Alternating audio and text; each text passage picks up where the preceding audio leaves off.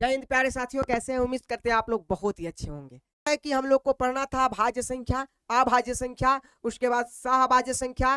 सही है, तो चलिए इसी पे चर्चा करेंगे। सबसे पहले मैं ये समझा दूं आपको कि ये जो भाज्य संख्या होती है वो कौन सी संख्या है। इसको कंपोजिट नंबर कहते हैं भाज्य संख्या को। देखिए, ऐसी संख्याएं जो स्वयं के अलावा किसी दूसरी संख्या से भी विभाजित होती हो, उसे हम कहते हैं भाज्य संख्या।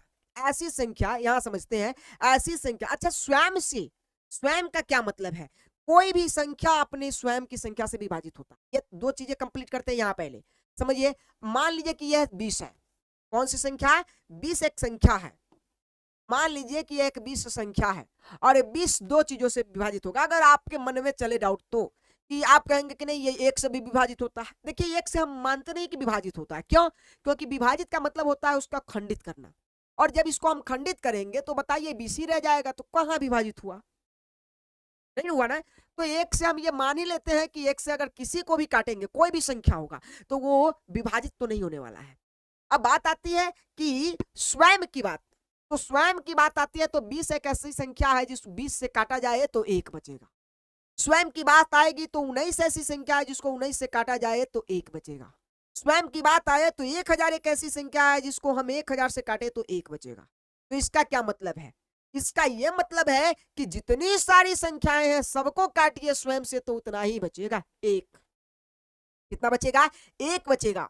समझे? तो ये भी लॉजिकल चीजें हैं कि भाई वो कोई भी संख्या हो उसे एक से उतना ही से काटने पर एक बचेगा।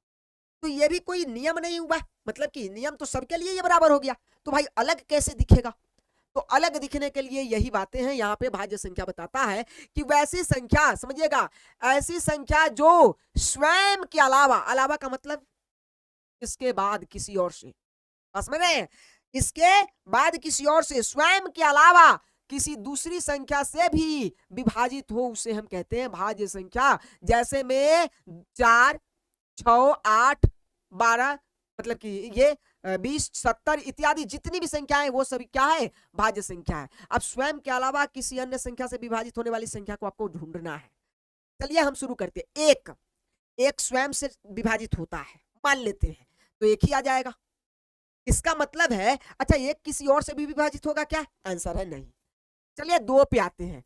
दो एक संख्या है जो स्वयं से विभाजित होगा। स्वयं के अलावा की बात कर रहा है, अलावा किसी अन्य संख्या से विभाजित होना चाहिए। स्वयं तो होगा ही सभी संख्या। तो स्वयं से अगर विभाजित करेंगे तो वो एक आ जाएगा। क्या दो जो स्वयं से विभाजित होकर एक बनाया, क्या वो किसी और संख्या से भी विभाजित होता है? आंसर है नहीं। चलिए कुछ और चीजों पे चर्चा करते हैं। हम आते हैं 3 पे। 3 एक संख्या लेते हैं, स्वयं से डिवाइड कीजिए 1 आएगा। क्या 3 में किसी और संख्या से भाग लगेगा? आंसर होगा नहीं। 3 किसी पारा में आता ही नहीं है 3 के अलावा। तो इसका मतलब 3 भी ऐसा संख्या नहीं है जो स्वयं के अलावा किसी अन्य संख्या से विभाजित हो सके। आते हैं 4 पे।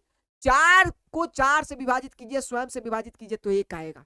क्या 4 को और किसी संख्या से विभाजित किया जा सकता है? तो हाँ, 4 को सर 2 से विभाजित कर सकते हैं और ये 2 लेकर आएगा। क्या लेकर आएगा? 2। मुबारक हो, मिल गया आपका भाज्य संख्या। ऐसी संख्या जो स्वयं के अलावा किसी अन्य संख्या से विभाजित होता हो, और स्वयं के अलावा किसी अन्य संख्या से विभाजित होने वाला पहला संख्या है वो 4 है। ये याद रखना है। स्वयं के अलावा किसी अन्य से विभाजित होने वाला पहला संख्या कौन है? 4 है, और 4 से ही भाज्य संख्या शुरू होती है।